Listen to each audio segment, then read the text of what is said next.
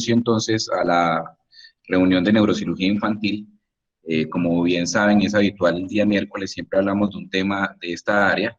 Para los que no me conocen, de los asistentes en la modalidad virtual, mi nombre es Jaime Arias, residente rotante por el servicio de neurocirugía pediátrica del hospital.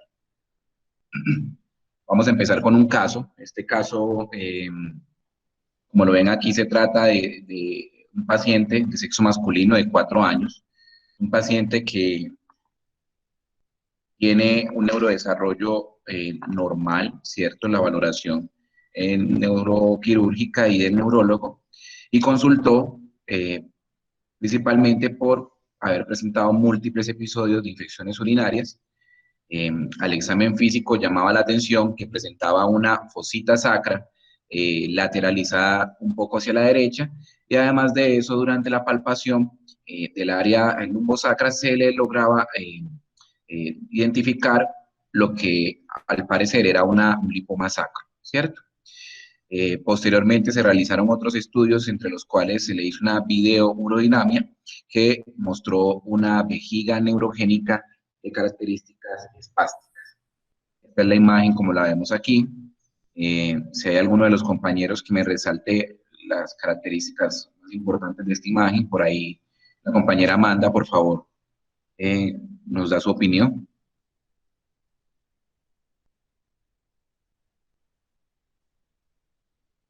Amanda, hola.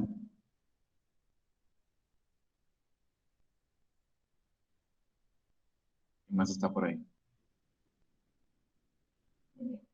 ¿Alguno de los docentes que quiera compartirnos su opinión sobre la imagen que estamos mostrando en estos momentos?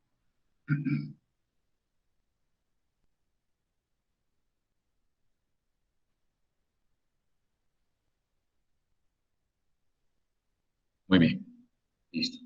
Entonces, para ir avanzando con el desarrollo de la reunión, vemos una resonancia. Esta resonancia es cortesía del doctor Cortés, en unas proyecciones sagitales en sus secuencias T1 y T2, T1 a la izquierda, T2 a la derecha, ¿cierto?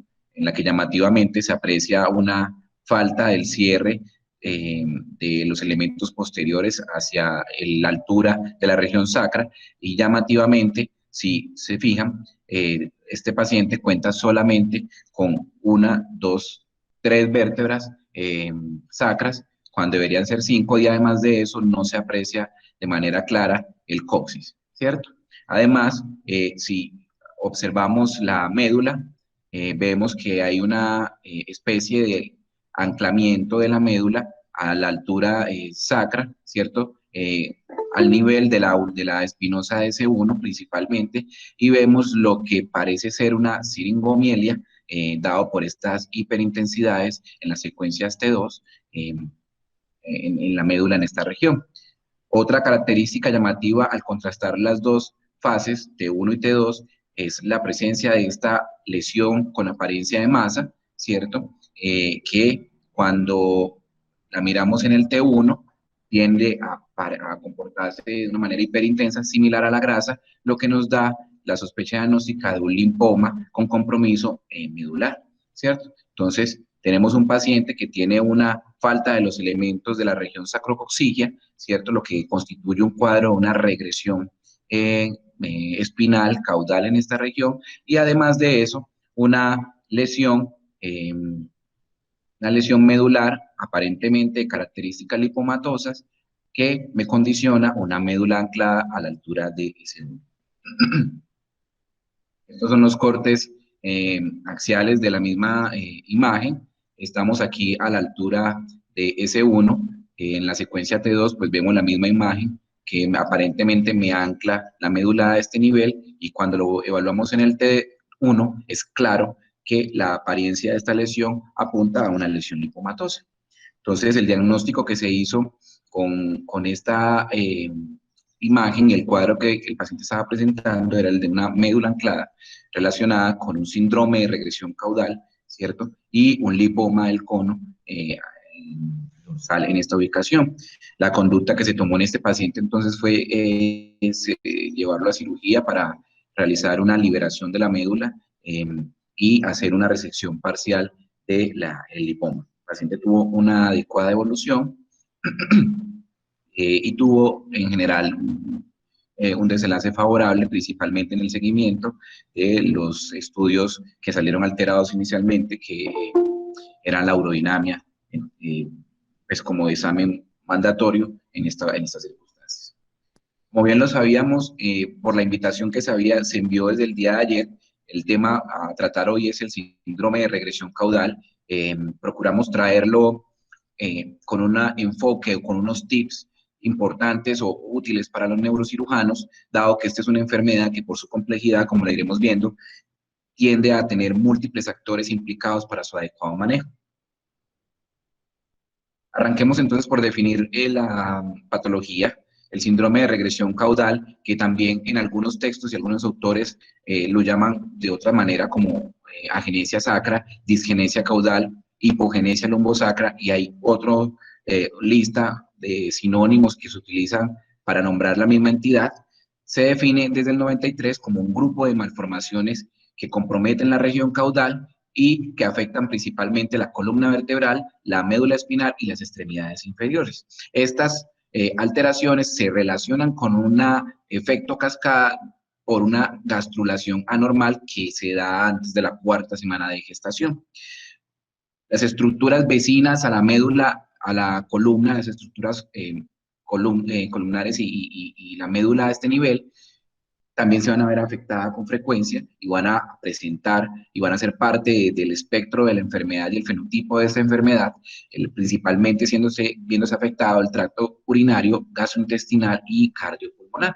Vamos a ver más adelante entonces qué tipo de afectación van a tener estos sistemas.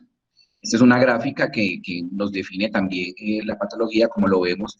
Además del compromiso óseo vertebral, estos pacientes tienden a tener un compromiso de la médula espinal, como lo ven, y las estructuras vecinas y las extremidades inferiores.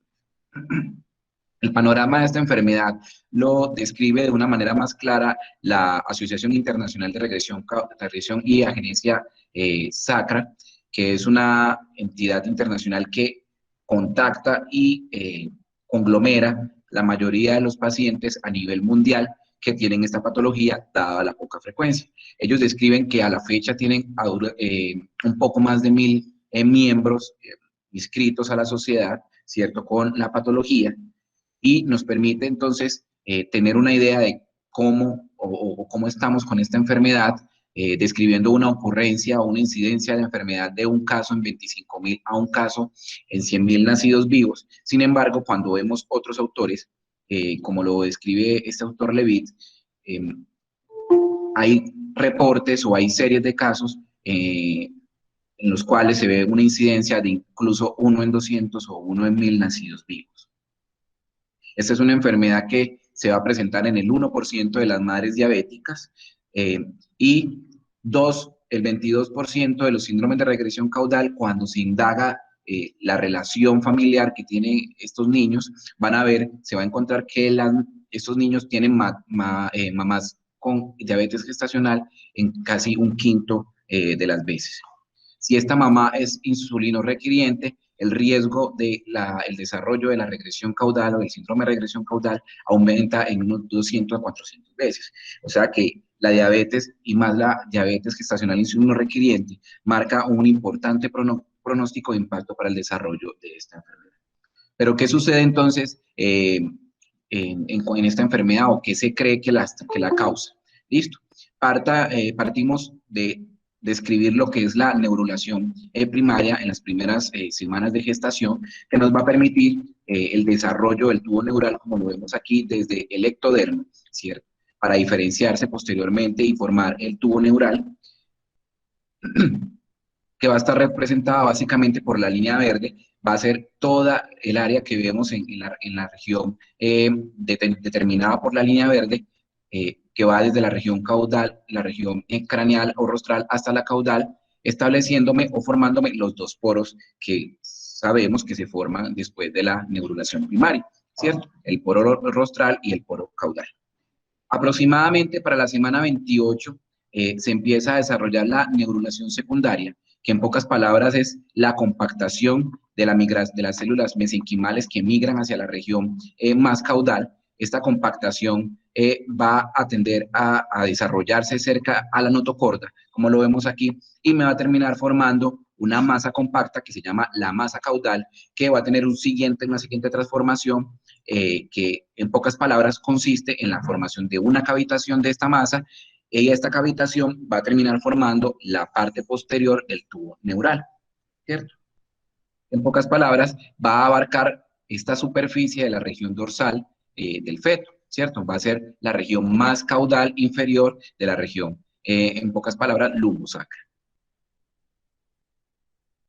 Con el desarrollo entonces de la notocorda, el desarrollo normal, como lo vemos aquí, posterior a la neurulación primaria y secundaria, la formación de la notocorda adelante del tubo neural nos va a permitir, nos va a dar la señalización necesaria para que se dé la migración de los somitas y ese tejido mesenquimal hacia la región anterior y que permita rodear la notocorda, y nos va a permitir o promover el desarrollo de las estructuras óseas en esta ubicación, específicamente las estructuras vertebrales. Entonces lo que se va a dar es esa migración desde los somites, como se los mencioné, hacia ventral, con relación al tubo neural, y me va a permitir la formación de los cuerpos vertebrales y los discos intervertebrales, como lo vemos en la gráfica. Entonces, es importante que cada uno de estos pasos se dé. Se cree que para el desarrollo de las malformaciones de la masa caudal, la causa principal que desencadena todo ese tipo, esta secuencia de malformaciones, es la falta de la migración de las células mesenquimales alrededor de la cuarta semana, día 28 de gestación.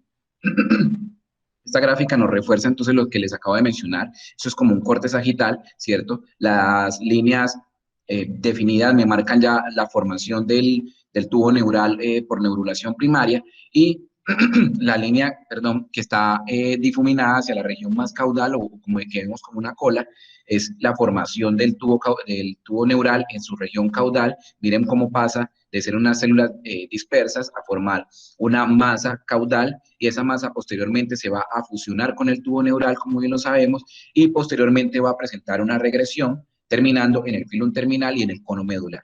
¿Listo? Lo mismo pasa con las estructuras vecinas y cercanas, específicamente las estructuras óseas que vemos en esta región.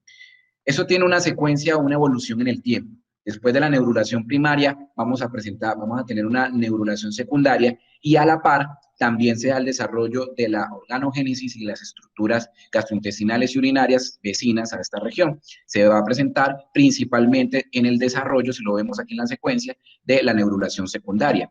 Cuando tenemos entonces alteraciones de la neurulación secundaria, por vecindad y por la señalización similar que utilizan las células en esta región, también se tiende a presentar un compromiso de esas estructuras vecinas y de la organogénesis en la región, ¿cierto? Pero entonces, ¿qué causa esta enfermedad? Es claro que existe una base genética para el desarrollo del síndrome de regresión caudal. En eso hay certeza en los distintos estudios, y hay diferentes tipos de genes identificados relacionados específicamente con el síndrome de regresión caudal, algunos claramente identificados, y también se especula sobre la relación con algunos factores epigenéticos o ambientales que van a inducir la alteración de estos genes, que posteriormente va a desencadenar en la malformación o en el mal desarrollo de la región caudal, ¿cierto? El principal factor de riesgo, como ya lo mencioné, para el desarrollo de la malformación es la resistencia a la insulina y la diabetes gestacional. Eso no hay duda, aumenta hasta un 400% la diabetes gestacional, el riesgo de desarrollo del síndrome de regresión caudal. Pero también se ha encontrado una relación con ciertos medicamentos como el minoxidil, la trimetoprim-sulfa y el tocilizumab, y también algunas teorías relacionadas con alteración o compromiso del riesgo sanguíneo durante la etapa fetal. Recientemente se sabe que el compromiso de cualquiera de estas cuatro vías, el HOSH-D13, el CDX-D2, el AST y el LRP6, van a terminar desencadenando una cascada que va a concluir en un síndrome de regresión caudal. Estos pacientes tienen unas características físicas casi que patognomónicas, y que es lo que debe ver el especialista al momento de enfrentar este tipo de pacientes, ya que nos empiezan o nos encaminan hacia el diagnóstico, y son, o las que están descritas principalmente es el aplanamiento de la región glútea, una línea interglútea o pliegue interglúteo corto, tendiente a estar más hacia la región caudal. Vamos a ver una pelvis angosta, ¿cierto? Asociado a unas rodillas en una, posición, en una postura de contractura, y un fémur acortado, ¿cierto? Esta postura en general tiende a dar la apariencia de patas de rana, ustedes los describen así, los frog legs, de la apariencia de este tipo de lesiones. Como es frecuente el compromiso alto medular en esos pacientes, van a tender a perder el tono de los músculos antigravitatorios y van a ver que esos pacientes van a tener una contractura en flexión de los muslos, ¿cierto? Van a tener una pérdida también de la anatomía o de la configuración de la rodilla y van a tener alteraciones de los talones, como lo vemos acá. ¿Listo?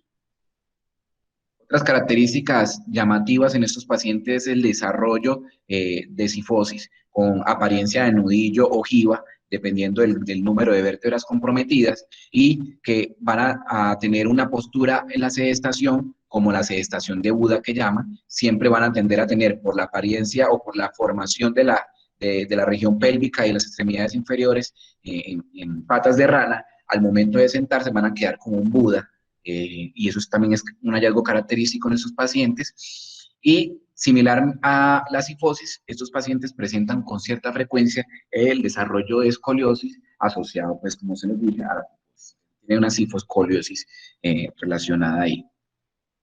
En casos más severos, van a tener fusiones de las extremidades inferiores, desarrollando una sola estructura caudal, en esta ocasión un solo fémur, como lo vemos aquí en los rayos X. Esto es una presentación bastante severa, incluso algunos autores proponen separarla del síndrome de regresión caudal, dado pues que es muy poco frecuente esta presentación, y además de eso se comporta a veces un poco diferente en su evolución. Esos pacientes casi que tienen una evolución incompatible con la vida en la mayoría de las circunstancias.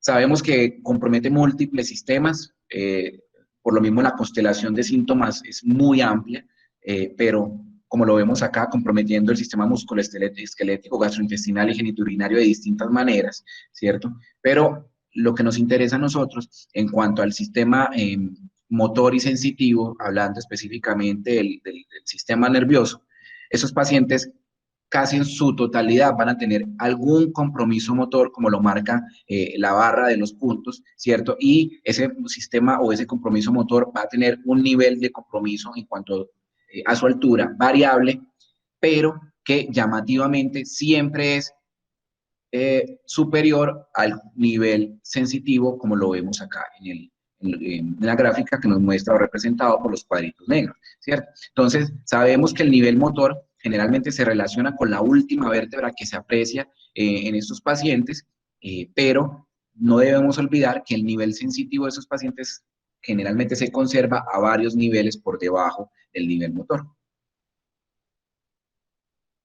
El diagnóstico de esta enfermedad se hace desde el útero, generalmente desde la semana, se puede hacer desde el principio del segundo trimestre, alrededor de las 13 semanas, pero el momento ideal para ver la mayoría de los hallazgos es después de la semana 18 o la mitad la mitad de la segunda, el segundo trimestre de gestación, porque ahí ya se presenta o esperamos encontrar la osificación del sacro, que es que es el órgano o la estructura que se busca generalmente en ecografía para diagnosticar o descartar esta enfermedad. Y vamos a encontrar hallazgos característicos como esto: una amputación súbita durante la ecografía y en el rastreo de la región dorsal del feto. Vamos a ver que el ecografista logra bajar y súbitamente se va a amputar el nivel vertebral que está siguiendo. Cuando lo miramos, por ejemplo, esto es un corte axial, vamos a ver las crestas ilíacas muy juntas, incluso fusionadas, constituyendo una única estructura en esta región. Y también van a tener o se van a encontrar otros hallazgos como las patas de rana, que lo describimos en el paciente previamente, el paciente nacido, fémur corto o un fémur que termina en forma de V, y hay otros tipos de anomalías pues también descritas. Los rayos X son vitales, son muy, muy importantes en estos pacientes, porque además de hacernos el diagnóstico, nos permite también determinar algo importante para el neurocirujano avanzar en el tratamiento de esos pacientes, y es definir si este paciente va a necesitar estabilización o función lumbopélvica para manejo de una inestabilidad lumbopélvica asociado a la cifosis que encontramos en estos pacientes. Entonces no podemos olvidar realizar las secuencias clásicas AP y lateral, y hacer una secuencia forzada, pues no encontré la traducción exacta, escriben como bolsters, que es una secuencia en la cual usted intenta reducir la cifosis para mirar qué tanto se desplaza en comparación con la postura sedente en estos pacientes. Hay que siempre tratar de determinar con los rayos X el punto de apoyo durante la sedestación en estos pacientes. ¿Listo? Es importante mirar si el paciente tiene, además de la cifosis como la vemos acá, que es una cifosis marcada, el punto de apoyo en el ilíaco, dado que estos pacientes asociados a la cifosis tienen un mayor riesgo de presentar una pelvis balante y una inestabilidad sacropélvica, lumbopélvica, perdón, en estas circunstancias.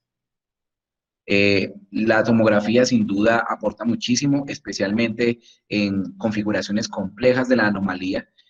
Una reconstrucción 3D nos va a permitir tener una visión más exacta de lo que está sucediendo en estos pacientes, y no hay duda alguna de que tenemos que complementar todos estos estudios con los estudios de resonancia, que nos va a permitir estudiar las estructuras neurológicas que sabemos que se ven alteradas con frecuencia en estos pacientes. Vamos a avanzar en eso para avanzar.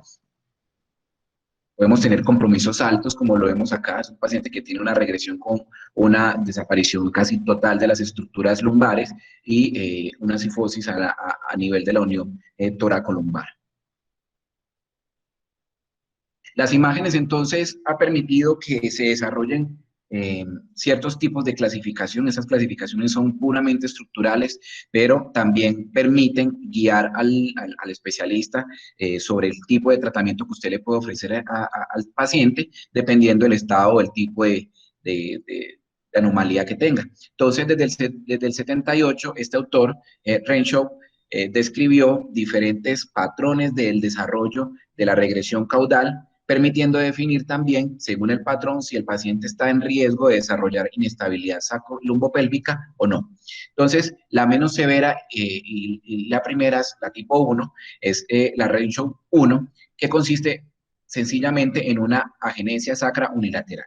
Estos pacientes tienen una alteración de hemisacra solamente, pero tienen una articulación sacropélvica estable, ¿cierto? Entonces, estos pacientes, en teoría, y si lo extrapolamos al paciente con patología sacropélvica sano, se comporta como un paciente que tiene la suficiente estructura para poderse movilizar y poder tener un adecuado funcionamiento de la unión sacropélvica.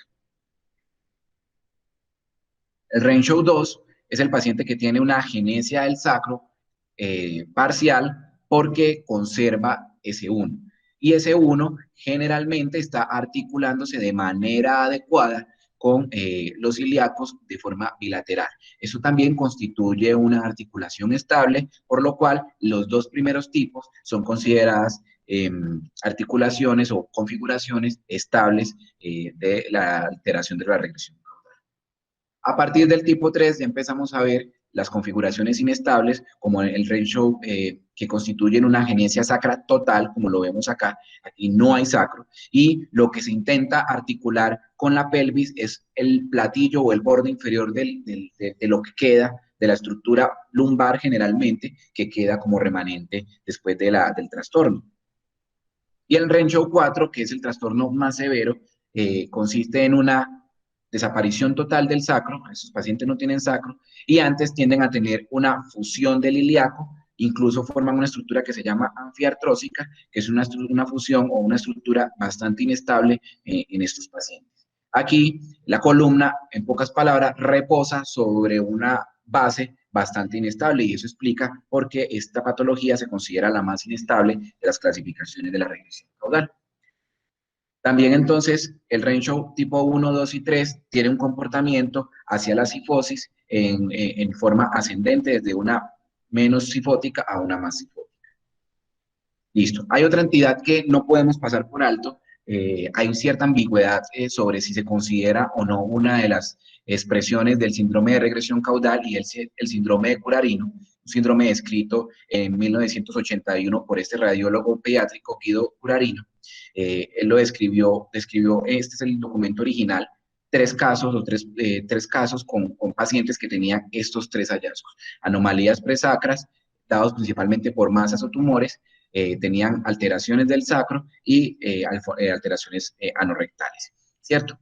Por eso recibió en su momento el nombre de triada de Curarino. Sin embargo, la mayoría de los autores hoy en día recomiendan llamarlo síndrome de Curarino porque se han encontrado múltiples expresiones de esta enfermedad que no necesariamente implica que tengan las tres características de la enfermedad, ¿cierto? Incluso con dos de esas tres alteraciones se puede hablar de síndrome de Curarino incompleto, dándole ese apellido, ¿cierto? Y cuando tenemos las tres, pues es obvio, tenemos la triada de Curarino. Ese es el comportamiento. Esta es una enfermedad que se presenta de forma esporádica o tiene un patrón de herencia autosómica dominante. De hecho, es más frecuente en esta presentación, hasta en el 60% de los casos, pero cuando es autosómica dominante va a tener una expresión variable.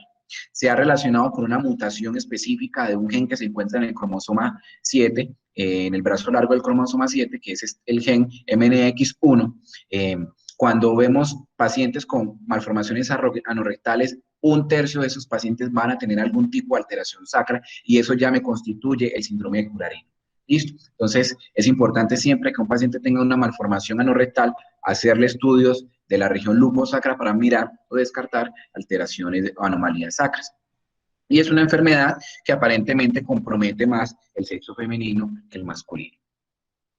Tiene un hallazgo imaginológico patognomónico, lo traigo así porque la palabra, aunque se considera un pecado en medicina hablar de patognomónico, es repetitiva en los distintos artículos, y es la presencia de sacro en cimitarra. Recuerden que la cimitarra es esa sable o esa espada del sudoeste asiático que es angulada. Entonces, si nos fijamos aquí en la gráfica, en pocas palabras, tiene una punta caudal más acusada con una base mucho más ancha. Parece una cimitarra, ¿cierto? Eso es característico del síndrome de Curarino y se reporta en más del 95% de las series de los pacientes que tienen esta enfermedad. Y ese hallazgo o compromiso sacro pues va a tener diferentes profundidades de afectación en el paciente, pero característicamente siempre va a respetar la vértebra S1, siempre la va a respetar. De ahí en adelante puede tener múltiples patrones, compromisos leves, compromisos más altos, aquí por ejemplo que está incluso afectando S2, aquí ya se desapareció S2 y queda solamente un remanente del ala sacra, o podemos tener un componente bilateral, de una reserva bilateral o una presencia bilateral de residuo sacro. Clínicamente, la malformación anorrectal es importantísima, como lo mencioné, se ve en un tercio, en un tercio de los casos. El hallazgo más frecuente es la fístula perineal o la estenosis anorrectal, por lo mismo el síntoma más frecuente por lo cual consultan esos pacientes es por una constipación, ¿cierto? Y hay otro grupo de patologías anorrectales un poco menos frecuentes. En este caso vemos, por ejemplo, un ano que está mucho más cerca del introito vaginal, o sea que es una migración anterior de la región anal, constituyendo una de las causas más, de las hallazgos más frecuentes de las anomalías anorrectales en el lugar. ¿Listo? Las masas presacras en estos pacientes son múltiples.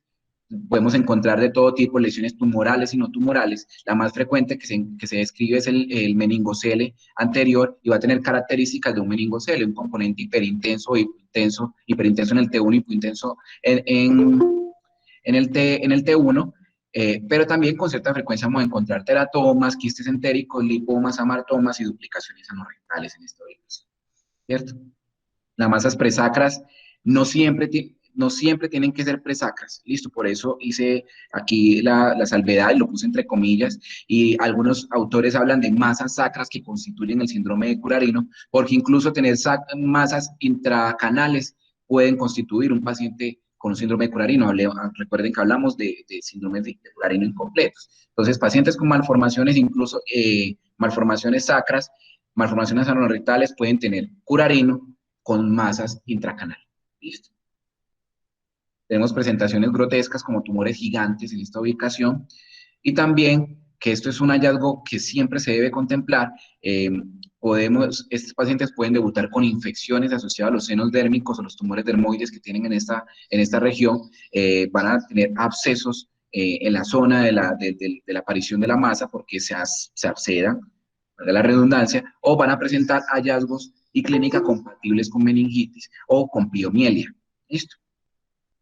Ya en cuanto al tratamiento, el tratamiento no se puede desligar de todas las esferas que se comprometen en el síndrome de regresión caudal, las esferas urológicas, neurológicas, ortopédicas y gastrointestinales, lo cual implica que múltiples actores se vean relacionados en el manejo de esos pacientes. Estos pacientes van a necesitar, además del el enfoque o el aporte del neurocirujano, que el ortopedista nos acompañe, el cirujano pediátrico juega un papel importantísimo en el manejo de las patologías o de las alteraciones anorrectales, el nefrólogo y obviamente el gastroenterólogo pues juega un papel importante ahí. Pero vamos a hablar específicamente del compromiso neurológico, que es lo que nos incumbe. ¿Listo? Entonces, en cuanto a las alteraciones neurológicas, tenemos que tener en mente que lo que se debe tratar o lo que debe buscar el neurocirujano al enfrentar a esos pacientes son patologías como médula anclada, que esos pacientes la presentan con cierta frecuencia. Incluso hay casos en síndrome de Curarino que hasta el 60% de los pacientes van a tener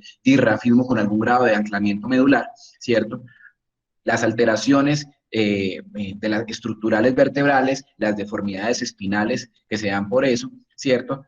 Dado que se considera que estos pacientes con deformidades espinales severas van a tener algún grado de compresión en los órganos vitales, específicamente el sistema pulmonar, y también pueden tener inestabilidad espinopélvica sintomática. Entonces, ese es otro enfoque que le debemos dar como neurocirujanos a estos pacientes y mirar y descartar estenosis del canal medular sintomáticas.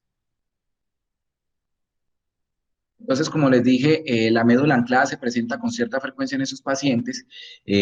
Recordemos que como esos pacientes tienen una pérdida, una alteración del nivel normal o la longitud normal del sistema vertebral y medular, es raro encontrar el cono en el nivel que siempre esperamos. Los pacientes no tienen generalmente el cono normal en L1. Se considera que esos pacientes, el cono normal tiende a estar 2 niveles vertebrales por encima, o sea, T11 o T12. Ahí sería el cono normal de esos pacientes.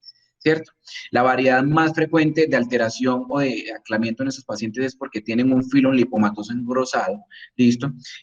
Pero llamativamente, mientras menos severa es la enfermedad, es más frecuente que se presente la médula anclada en esos pacientes. Si el paciente tiene un hemisacro o tiene incluso S2 conservado, o sea, poca afectación ósea, es más frecuente que tenga anclamiento medular. Y esto siempre hay que tenerlos presentes. No es frecuente que tengan estigma cutáneos como lo vemos en el dirrafismo oculto. ¿Listo? Encontrar la cola de caballo, la cola de cerdo o las manchas por quemadura de cigarrillo y otro tipo de hallazgos que conocemos normalmente en médula, en el dirrafismo cerrado, no se ven con frecuencia en esos pacientes. El tratamiento de estos pacientes, dado que se van a deteriorar. Eso, los autores generalmente coinciden en eso, es siempre que encontremos una médula anclada en esos pacientes, a realizar una liberación simple de la médula y generar o hacer una sección del filum terminal. ¿Listo? En cuanto a las deformidades espinales, específicamente hablando del grado de compromiso de la deformidad severa de los sistemas, de ciertos sistemas viscerales, específicamente del compromiso pulmonar, siempre ha existido la duda de si eso es real o no, que esos pacientes se van a ver comprometidos en su capacidad pulmonar, expansiva pulmonar, y les va a desencadenar algún tipo de alteración. Entonces, el único estudio que encontré al respecto es un estudio que habla específicamente de la enfermedad pulmonar restrictiva en cirugía vertebral, buscando qué aporte le hace este tipo de cirugías a esos pacientes y qué grado de complicación tiene. Y en pocas palabras, esta patología, este artículo lo confirma, que se debe tener precaución al momento de proponer esta cirugía con intención de evitar el compromiso restrictivo pulmonar en esos pacientes, dado que miren la tasa de complicación en esos pacientes, complicaciones mayores y menores, hasta el 60%, redondeando en estos casos. tienen estancias de hospitalización prolongada, 5 días de UCI y hasta 17 de hospitalización en total, ¿cierto? Incluso se mueren los pacientes en estados intraquirúrgicos, intraoperatorios, porque son pacientes que tienen baja reserva pulmonar y cardiovascular asociada. Entonces, considerar el riesgo de compromiso visceral como una indicación para llevar a los pacientes a cirugía de columna correctiva o de deformidad es algo que se debe mirar con pinzas, ¿cierto? Definirlo muy bien y ojalá hacerlo con un equipo experto en el tema.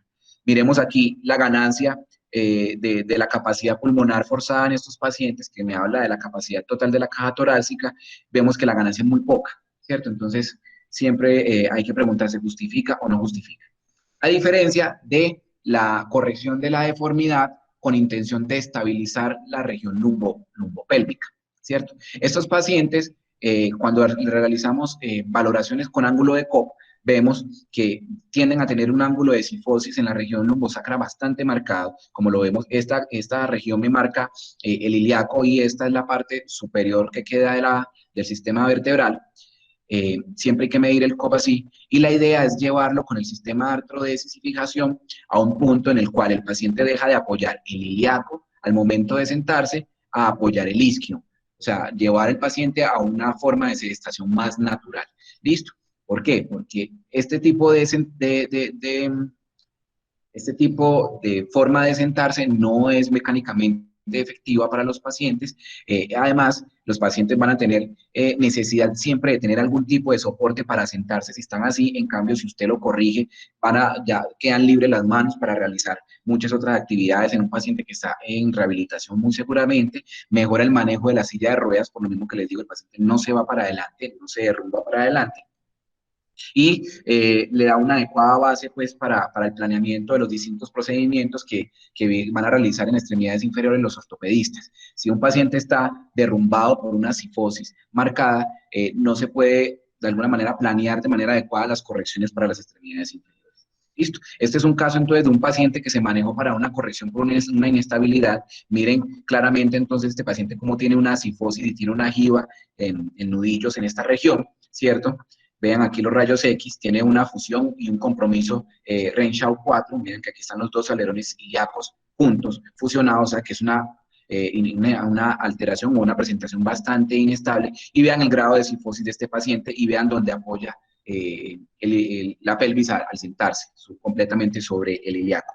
Entonces, este tipo de pacientes le hacen un procedimiento que consiste en decorticar la capa anterior de la tibia, ¿cierto? Y le hacen una fijación lumbopélvica con una artrodesis de las vértebras residuales superiores buenas que quedan, los pedículos buenos, a los ilíacos, como lo ven acá, y le fijan con alambres el injerto autólogo que se les trajo de la tibia.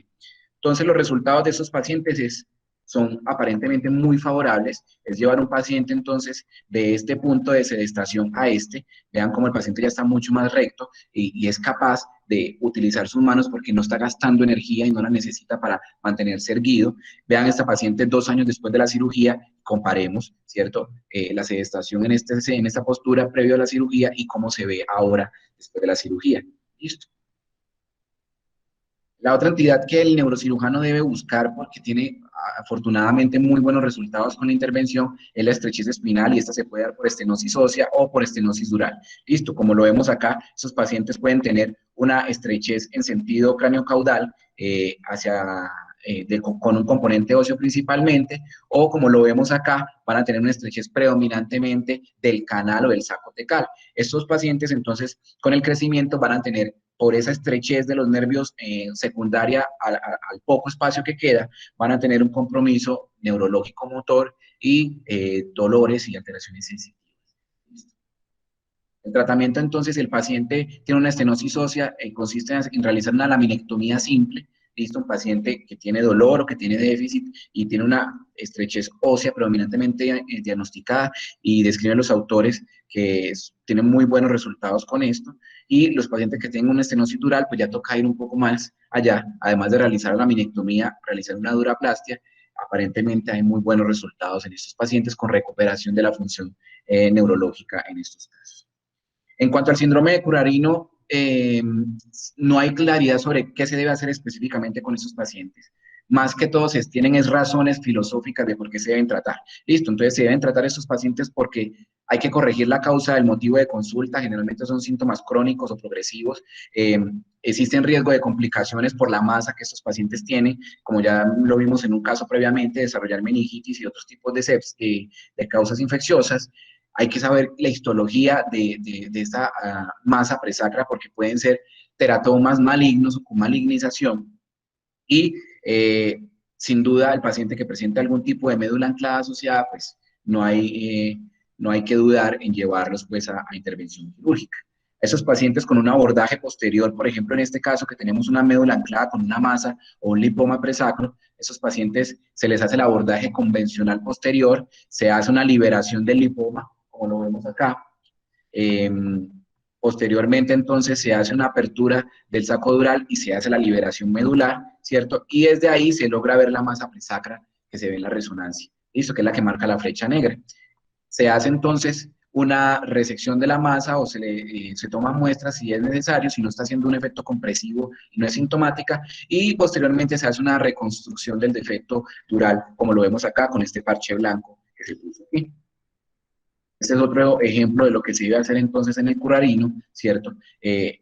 Aquí vemos entonces una resonancia donde vemos también un compromiso a la altura de S2, S3 y una masa presacra y vemos una médula anclada a la altura del punto del defecto. Es lo que vemos acá en la imagen. Vemos un filum grueso, que es lo que está anclando la médula en este nivel. Se hace una resección o una sección del filum y se reconstruye el canal medular de su componente dural principalmente, y desde que usted deje de comunicar el espacio subaracnoideo y el canal medular con la cavidad quística, se va a resolver la patología. Entonces, hay ocasiones en las cuales ni siquiera es necesario hacer una reconstrucción del canal, y más en estos casos, pues que el componente o el defecto es predominantemente óseo en esta. Entonces, ya para llevar, esta es una patología muy poco conocida en realidad, pero que tiene siempre la necesidad de que el tratante le haga un adecuado enfoque y sin duda busque ayuda, porque estos pacientes tienen mejores resultados cuando se hace a través de un equipo multidisciplinario. El beneficio de la cirugía con miras a mejorar la función pulmonar no es claro, sin embargo, siempre hay que tratar de analizar a estos pacientes si tienen características de inestabilidad lumbopélvica, pues hemos visto con los casos que le mostré, y hay series que hablan de que sus pacientes pueden mejorar mucho de su recuperación en esos casos, y sin duda pues faltan estudios pues también para consolidar ciertas recomendaciones, entre esas la estabilidad lumbopélvica. Muchas gracias. Resolviera. ¿Cuándo se debe corregir la cifosis? La segunda, ¿cómo es el cerebro de estos niños?